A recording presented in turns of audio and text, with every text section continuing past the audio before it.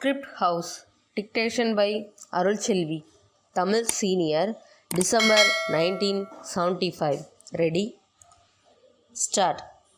மதிப்பிற்குரிய பேரவை தலைவர் அவர்களே, இந்த அவையின் முன் கல்வி சுகாதார அமைச்சர் அவர்களால் வைக்கப்பட்டிருக்கின்ற கல்வி மானியத்தின் மீது என்னுடைய கருத்துக்களை கூற விரும்புகிறேன்.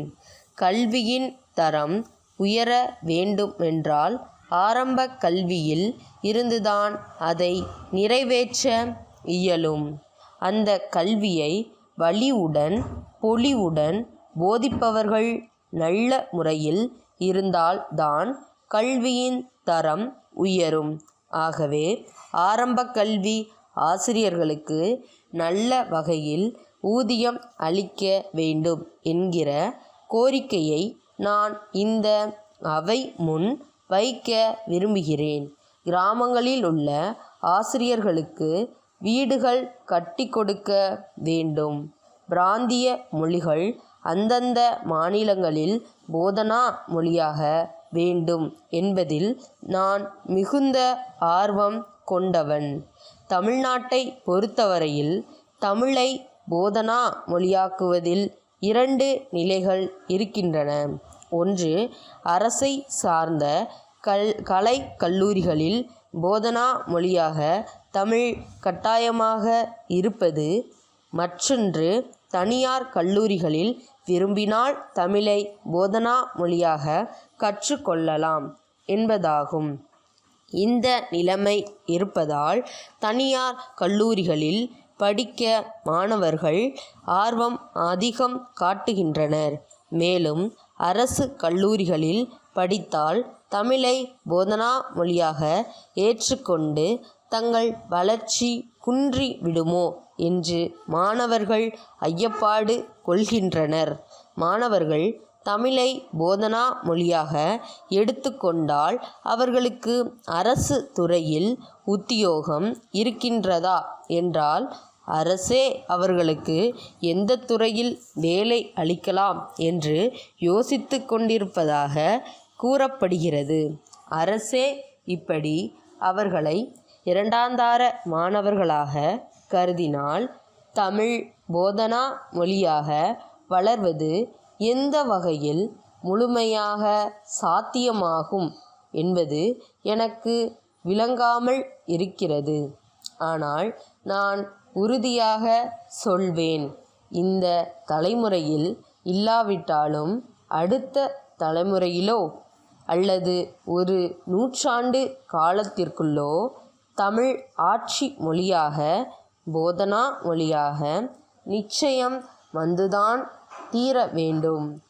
கல்வித்துறை மூலம் இந்த அரசாங்கத்தால் வெளியிடப்படுகின்ற புத்தகங்களில் பல பிழைகள் இருக்கின்றன. புத்தகங்களே பிழையாக இருந்தால் மாணவர்கள் எப்படி சரியாக கல்வி கற்க முடியும்? அரசாங்கத்தால் வெளியிடப்படும் புத்தகங்களை பிழையில்லாத முறையில் வெளியிட அரசாங்கம் முயற்சி எடுத்துக்கொள்ள வேண்டும். கல்லூரிகளிலே இடம் கிடைப்பது இன்று மிகவும் அரிதாக இருக்கிறது. வசதி உடையவர்களுக்கும் செல்வாக்கு உடையவர்களுக்கும் மட்டும்தான் இடம் கிடைக்கிறது. சாதாரண மாணவர்களுக்கு இடம் கிடைப்பதில்லை.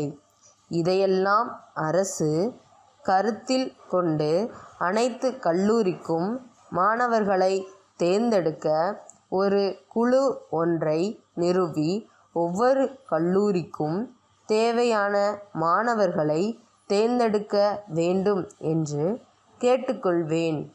மாணவர்களின் பொது அறிவு வளர நூல் நிலையங்கள் மிகவும் அவசியம். அதற்கு இன்றைக்கு இருக்கும் நூல் நிலையங்களின் எண்ணிக்கை போதாது.